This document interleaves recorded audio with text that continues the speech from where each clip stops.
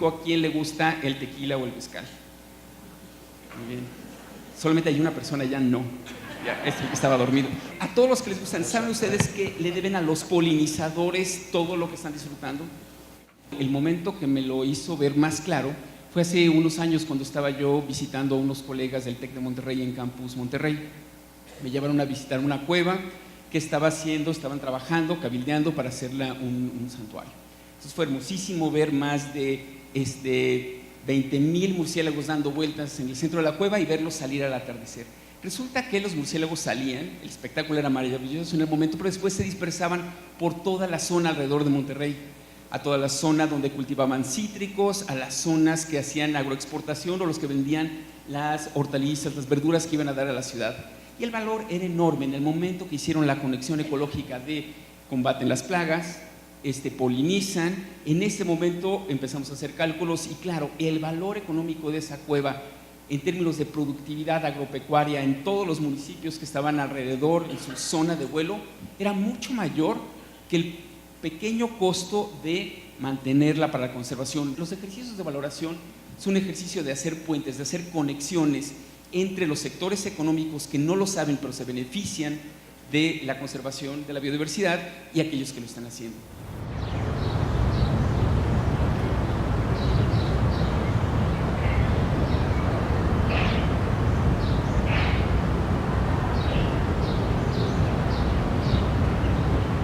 Actualmente, en la agenda internacional se apunta a la necesidad de reconocer la interrelación entre los servicios ecosistémicos y el desarrollo económico y social. El enfoque de la valoración busca hacer explícita la dependencia de nuestro bienestar como especie, de nuestro bienestar como país, de nuestro bienestar como comunidad, respecto a los servicios ecosistémicos y proponernos de manera decidida y firme a que tengamos plataformas a través de las cuales estemos generando información útil para la toma de decisiones que afecten la conservación del capital natural. Sin lugar a dudas hay un desconocimiento total. Creemos que la frescura, el oxígeno, las lluvias se provocan de una manera sin autor. No, eso se llama el bosque, se llaman los arrecifes, se llaman selvas. Esos beneficios no son intangibles, son reales y deben volverse un producto para establecer un trato justo entre el capital natural y el capital financiero de acá. La recarga del agua, la captura de carbono, la retención de las inundaciones, de los huracanes, son muchos servicios ecosistémicos que no hemos logrado que la sociedad los valore y los incorpore en los procesos productivos, en los procesos de las cuentas nacionales, para que realmente sepamos cuál es ese capital natural y valorarlo.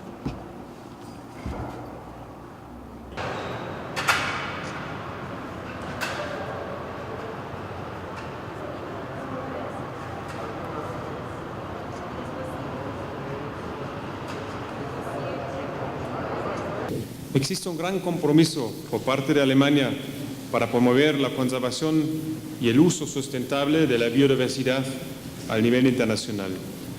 El tema de valoración de servicios ecosistémicos es uno de estos temas estratégicos que se trabaja anualmente en varios proyectos bilaterales alrededor del mundo y en especial en México. Para Alemania, esta ha sido una de las iniciativas más importantes en los últimos años en el marco de la biodiversidad y que busca promover la importancia de servicios ecosistémicos para diversos sectores de la sociedad.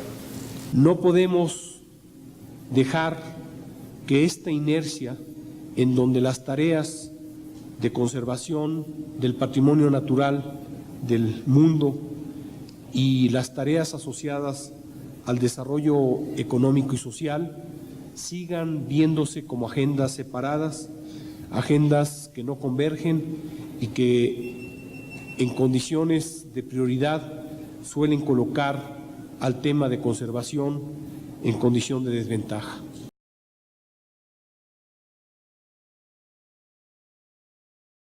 My dear friends, it's very good for me to be back in Mexico City. The topic today is one which is close to my heart and also close to my life. We are looking at our future, our lives, with the wrong lens.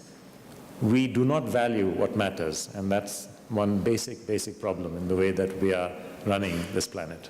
Because nature is at the heart of our economies. Look at all that ecosystems do provide us. It's sustainable livelihoods for the poor local communities, it's employment for people, the value that water provides, the security that it provides, mitigation as well as adaptation against climate change. All of these are economic values. Unfortunately, hardly any of them, in fact, get reflected in the way that we do policy or the way that we do business. We treat public wealth as if it's some kind of subordinate to private wealth. It's not a piece of private wealth.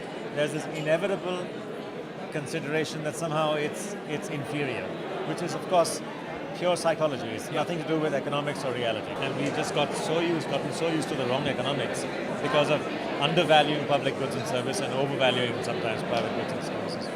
The reason for that, of course, is basically because of the economic invisibility of what nature provides. The problem is price is what you pay, value is what you receive. And our whole world nowadays is so fixated on markets that when we have a situation where we receive value, like we receive value from nature, we don't understand that until there's a price.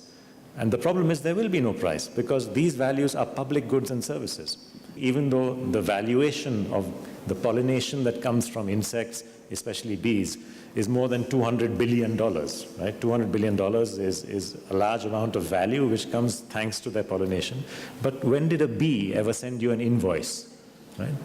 Now, the economic invisibility of nature is a problem because today's politicians do not understand anything unless you explain it in economic terms. Economics has become the language of policy making, and that's just the way it is. And there's nothing that you or I can do to fix that.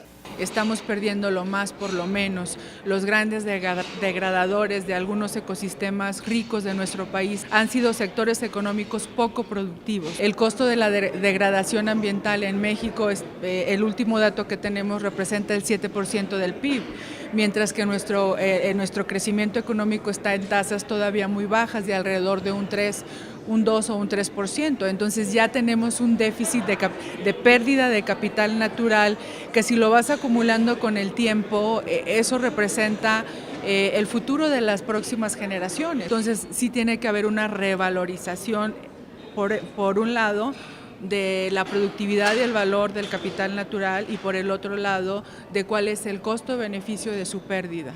It's as foolish as that. The way that we do GDP accounting in nations nowadays is as foolish as not accounting for your biggest asset in a factory, selling it and accounting for the cash that comes in, but nothing else.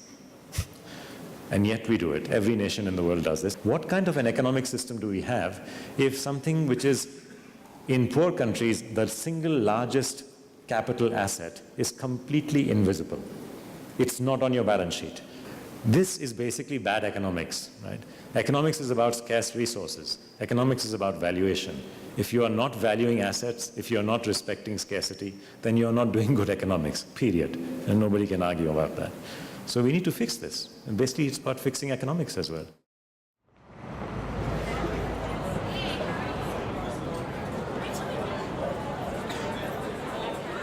Mi nombre es Fernando León, yo vengo desde Lima, Perú. Mi interés en el tema es transmitir una experiencia que desarrollamos en Perú con el sistema de áreas protegidas, una experiencia exitosa de incremento de presupuesto público a partir de revelar los valores que generan los servicios ecosistémicos para las actividades económicas más importantes en Perú. La idea es que desde que se crea el sistema en 1990 hasta el 2007, la forma de pedir recursos financieros para el sistema era una lista de presupuesto público que todos los años se mandaba a la Secretaría de Hacienda y Crédito Público o Ministerio de Economía allá en Perú. Pero cuando eso era recibido por los funcionarios, los tomadores de decisión veían pues que era una lista de requerimientos. Aunado al hecho de que el discurso de conservación era básicamente biológico, entonces decían, para conservar flora y fauna esto es un gasto para el Estado. Entonces nosotros pensamos que una buena idea era, para cambiar esa percepción de los tomadores de decisión que asignan el presupuesto público en el Perú, era generar un estudio que muestre el aporte de las áreas protegidas a la economía nacional.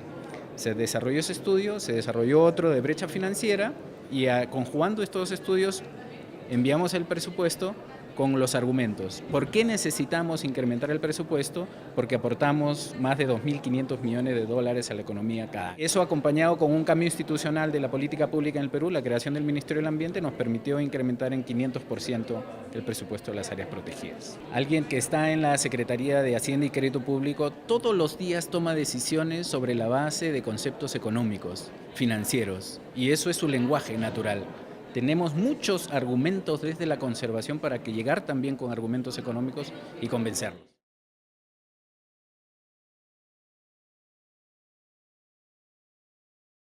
Hay un interés creciente por la perspectiva de servicios ecosistémicos, tanto en el ámbito académico como en el ámbito de la toma de decisiones. Por más que los científicos ya habían intentado varias alternativas para ver la mejor forma de mantener a los ecosistemas y proteger su biodiversidad, pues seguimos igual, seguimos con las mismas tendencias de deterioro y seguimos con muchos problemas en términos de pérdida de biodiversidad, deterioro y sus consecuencias. Entonces, ante esta incapacidad de transformar los patrones, la pregunta es cómo vincular mejor a los tomadores de decisión con estos ecosistemas. Y entonces la perspectiva de servicios ecosistémicos se centra en entender cómo al manejar los ecosistemas esto tiene consecuencias sobre el bienestar humano. En realidad hemos ido descubriendo los servicios en la medida que los perdemos. Entonces, está primero todo el paquete de producción agrícola. Nuestro énfasis es cada vez más grande en la medida que está más en juego la seguridad alimenticia. El agua, cada día nos interesa más porque cada día hay más crisis. Regulación climática. Hace 30 años nadie hablaba de regulación climática y qué es eso de servicios ecosistémicos, pero hoy vemos que tiene que ver con nuestras vidas. De la misma forma, por ejemplo, los polinizadores. De un día para otro se cayó la producción de almendras, jitomate, etcétera, con pérdidas gigantescas de aguacate en Michoacán. Y entonces nos damos cuenta que resulta que hay unas abejitas que nos proveen un servicio de polinizar el fruto. Los estudios ecológicos cada día más sustentan esto y justamente la idea es poder anticipar un poco esta pérdida y los modelos nos permiten ver diferentes escenarios y cuándo se van a perder. Es decir, esta es una perspectiva totalmente antropocéntrica, en donde, ojo que no es antropocéntrica porque no importa la biodiversidad, sino que la idea es, al poner al ser humano en el centro, estamos entendiendo cómo nuestras acciones tienen impacto sobre los ecosistemas y a su vez cómo nosotros dependemos estrechamente del buen funcionamiento de estos ecosistemas y del mantenimiento de su biodiversidad. Nosotros que vivimos en las ciudades, no nos damos cuenta que nuestro día a día depende muy cercanamente del funcionamiento de los ecosistemas. Después empezamos a darnos cuenta de estas vinculaciones, pero casi estamos viendo a los ecosistemas como fábricas de servicios. Pero en realidad la interacción va mucho más allá, codependemos unos a otros. Todo el tiempo nosotros vivimos en los ecosistemas, modificamos los ecosistemas y nuestras decisiones afectan su funcionamiento y por lo tanto, ¿qué beneficios podemos obtener de ellos? Entonces, cada día más vemos este juego de ida y venida y de codependencia y por eso se habla de integración socioecológica.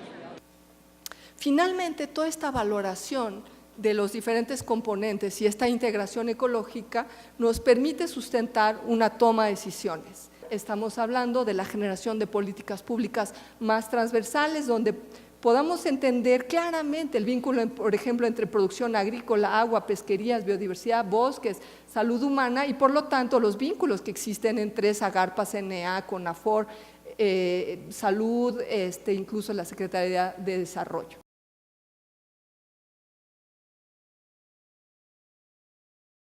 La economía es importante porque es una cuestión en donde tenemos que analizar a profundidad el comportamiento del ser humano y el ser humano está de alguna manera condicionado por incentivos económicos. En el caso de las externalidades negativas, son aquellos costos que una persona impone al resto de la sociedad por las cuales no pagan. Cada vez que uno toma el coche, cada vez que uno está en un proceso de combustión, hace un daño a la comunidad y no paga por ese daño que hace. Eso se llama una externalidad negativa. Por otro lado tenemos las externalidades positivas, que son aquellos servicios, bienes y servicios, aquellas cosas que elevan la calidad de vida de la gente, por la cual la gente que los provee no es compensada. Para poder internalizar las externalidades, para poder hacer que el mercado vea algo para lo cual es miope o no ve, es necesario echarle la mano. Es decir, a la mano invisible de Adam Smith del mercado, hay que ofrecerle la mano visible del Estado o de las organizaciones de la sociedad civil para que se corrijan esas externalidades. ¿Cómo se hace? A través de incentivos. Hay que hacerlo de sentido común. Hay que premiar los bienes y castigar los males. Y el incentivo es precisamente eso, un incentivo negativo, un impuesto, es para disuadir a alguien de tener un comportamiento ambientalmente dañino.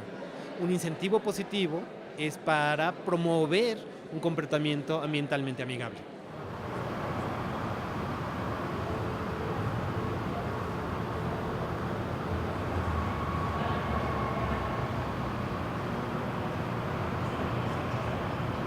La Reserva de la Biosfera Mariposa Monarca, uno de sus principales valores es la producción de agua. El 33% del agua que se consume en la Ciudad de México proviene de las montañas de la Monarca. Además, toda la parte forestal son de los pocos macizos forestales compactos que están en esta parte del territorio mexicano, y eso, bueno, a su vez pues provee una serie de otros servicios como es biodiversidad, oxígeno y, bueno, madera. Monarca tiene un esquema muy particular que fue construido en el año 2000, que es a través del Fondo Monarca. Fueron $6 millones que se consiguieron a través de la Fundación Packard y WWF en el año 2000, y que a través de los intereses se creó un incentivo, una bolsa de dinero para que los dueños de los territorios que están dentro de la zona núcleo de la Mariposa Monarca tuvieran un beneficio del no cortar la madera y poder mantener la zona núcleo estable. Eso es un esquema particular, diferente, que empezó en la Mariposa Monarca y que ha tenido muchas lecciones aprendidas y ha sido una herramienta fundamental para poder conservar los bosques.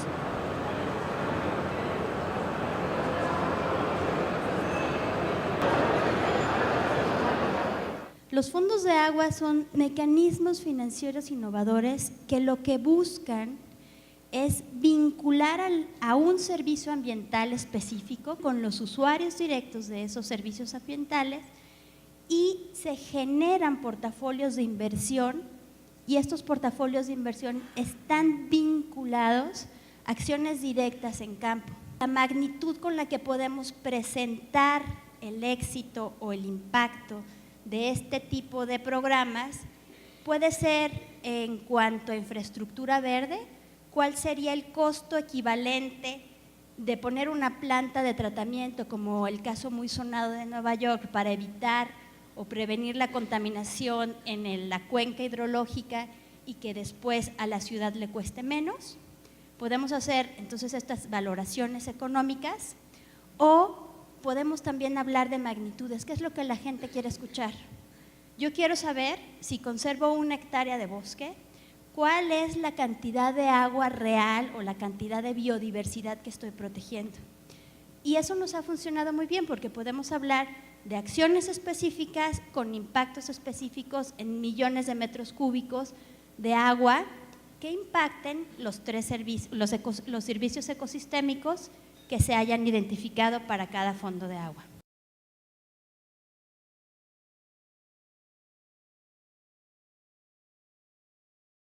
El título que me fue ofrecido para esta charla, y es el estado del debate sobre la utilidad de la valoración económica para las políticas públicas. Esta es la silla del sí.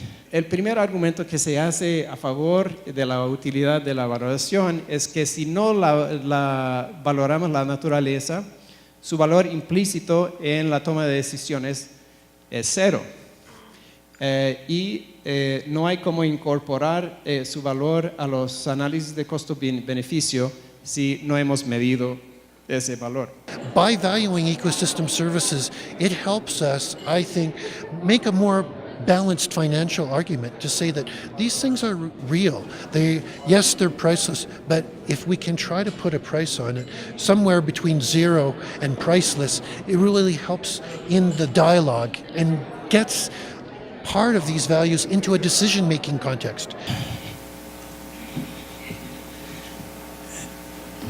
La respuesta a este argumento es que el valor que logramos medir a través de los métodos que tenemos suele ser bajo o suele ser parcial, y al usar ese valor explícito, incluir ese valor subestimado explícito en las decisiones, vamos a introducir un sesgo sistemático que no favorece, que desfavorece el medio ambiente, y es peor usar un valor bajo explícito que un valor implícito cero, o un no valorar implícitamente el valor de la naturaleza.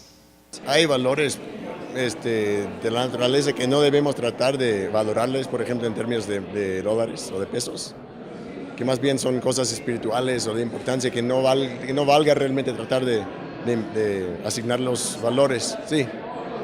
Al otro lado, lo que son herramientas económicas nos permite comparar como manzanas a manzanas en ciertos aspectos y entender lo que antes teníamos que entender en términos, por ejemplo, de patrimonio natural, en términos de su impacto a la economía. Bueno, eso cansa. Un economista sensato, a cualquier pregunta que uno se le hace, una pregunta sí o no, ¿cuál es la respuesta que él da? Depende, claro. Es que hay diferentes métodos dentro del mundo de análisis económico, de los cuales la valoración económica de servicios ecosistémicos es uno, y es adecuado para determinadas situaciones, y hay otros que se deben aprovechar como estudios de costos, estudios de impacto económico para otras circunstancias, y no solo usar una sola herramienta para todos los casos.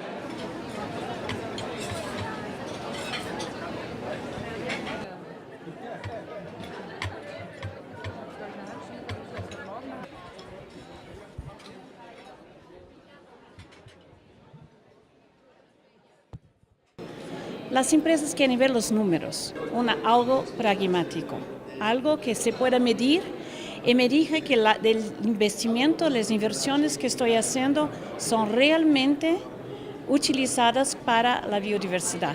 No quiero poner plata donde no estoy segura, pero si hay indicadores, si se puede medir. Y también hay muchas críticas en greenwashing con las empresas, entonces eso tiene que se proteger.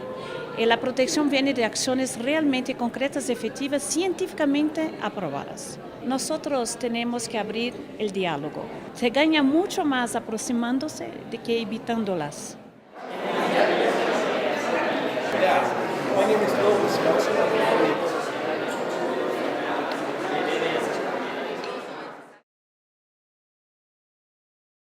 Mi preocupación alrededor de esto surgió por primera vez en el año 2003, cuando el Fondo Nacional para el Fomento del Turismo, FONATUR, le regaló a 2 empresas 300 hectáreas de manglar en la costa de Cancún.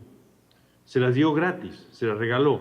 Y el argumento que esgrimió en ese momento FONATUR, que insisto es una agencia del gobierno federal, era que no podía cobrarles la tierra porque los manglares son ecosistemas que no tienen valor alguno y que deben ser saneados, literalmente esa fue la palabra que usaron, para poder recuperarlos a un uso que sirviera productivamente para la nación. Lo que sentí fue una inmensa sensación de fracaso personal. Algo estamos haciendo mal los científicos. No estamos siendo capaces de comunicar los resultados de lo que hacemos a la hora en la cual es necesario tomar decisiones cruciales sobre los ecosistemas o sobre el futuro de la salud ecológica de la nación. Nuestros resultados no los conoce nadie y no son tomados en cuenta por los tomadores de decisiones. Hay una palabra que a mí me gusta mucho, que es un concepto muy sencillo, pero que refleja una profunda complejidad, que es el concepto de la interdependencia. La interdependencia es un concepto muy sencillo, pero también es un concepto muy poderoso para comunicar complejidad y la necesidad de atender a la naturaleza. Comunicar precisamente que la conservación es un tema social y económico, no es solamente un tema ambiental. Entonces todo ese tipo de mensajes hay que estarlos diciendo y hay que buscarnos embajadores que los digan por nosotros, porque los científicos y los conservacionistas generalmente no somos buenos comunicadores. Empezamos a hacer toda una serie de experimentos y en ese momento experimentos de comunicación, tratando de llegar más a la sociedad civil, que finalmente es a quien queremos llegar. Y decidimos empezar a hacer estimaciones, lo que los americanos llaman back of the envelope estimations, yo diría estimaciones sobre las rodillas, estimaciones rápidas sobre el valor de los servicios de los ecosistemas, y con la idea de empezar a ponerlas en línea. Tratar de comunicar eso de otra manera con las técnicas que usan los más jóvenes, que es el Internet, las páginas web, las redes sociales, encontrar formas nuevas de comunicar eso para tratar de generar más impacto en la sociedad civil y cambiar la percepción de cómo vemos las cosas.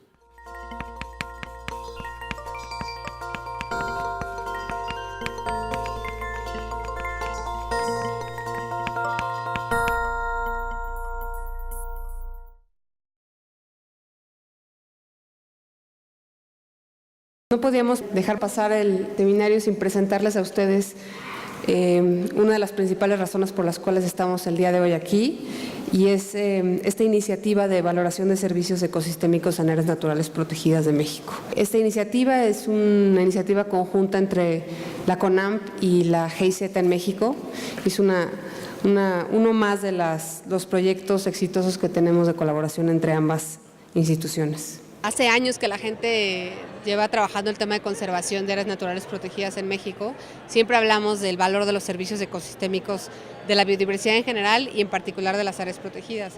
Pero no contamos hasta ahorita con información integrada, concreta, de cómo X área protegida está brindando algún servicio ambiental que beneficie a algún otro grupo de la sociedad. Sin duda, integrar el componente económico al valor de la biodiversidad nos fortalece el argumento de la conservación y al final es uno de los objetivos que buscamos. El proyecto busca conocer y comunicar mejor el valor de los servicios ecosistémicos claves en las áreas naturales protegidas de México, mejorar el posicionamiento que tienen en la agenda nacional, identificar y desarrollar oportunidades de retribución económica, como ya lo mencioné, conservar los servicios ecosistémicos necesarios que son para el bienestar social de la población. Y finalmente algo que también Paván nos comentó, y es cómo hacemos visibles los servicios que los ecosistemas de las áreas naturales protegidas prestan. La cooperación técnica que representa la GIZ en primer lugar está vinculado con la capacitación y el fortalecimiento de capacidades humanas. Y uno de los temas más relevantes es la sistematización de experiencias, la gestión de conocimiento y el intercambio a nivel internacional y regional. Por eso estamos viendo también en este tema de valoración de servicios ecosistémicos crear redes con los diferentes proyectos que están vinculados al tema y buscar el intercambio internacional sobre este tema. Este seminario es, digamos, la actividad principal con la que lanzamos esta iniciativa a ustedes, compartimos con ustedes este proyecto y los invitamos de la manera en la que cada uno de ustedes colabore y trabaje para que cerca de la CONAMP trabajemos juntos este tema. Muchas gracias.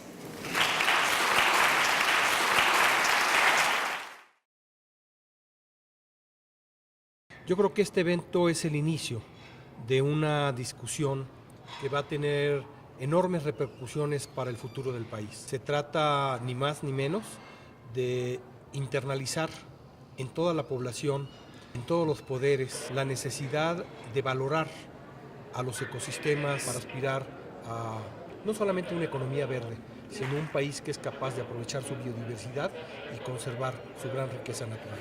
Lo que este tipo de foros nos permiten es poder delinear de manera más precisa la política pública. Y la política pública tiene que escuchar lo que en estos foros se está diciendo. Tengan ustedes la certeza, tengan la seguridad que en la Semarnat, junto con la CONAM y la CONABIO, se van a tomar en cuenta todas las opiniones que aquí se han vertido. Estamos muy interesados en que sea un tema de política pública que esté en toda la población. Y esto es el gran reto de la comunicación. Tenemos una sociedad exigente y creo que eso es muy positivo, pero necesitamos además de una sociedad exigente, una sociedad informada para que sea partícipe en la toma de decisiones. Debemos de abrir las puertas utilizando todos los medios posibles de información. Nada más recordemos que 70% de los bosques del país son propiedad comunal, rural, ejidal. Y lo que tenemos que hacer es a toda esta gente que vive en el campo, que tienen como único capital sus bosques y sus selvas, es convertirlos en empresarios del manejo de esos bosques y de esas selvas. Hay ahora ya empresas forestales comunitarias certificadas internacionalmente que son negocio, que la gente vive de eso. Tenemos los ejemplos, caray, reproduzcámoslos. Estamos siendo, de alguna manera, punta de lanza de un proyecto que va a tener relevancia a nivel internacional y esto nos anima.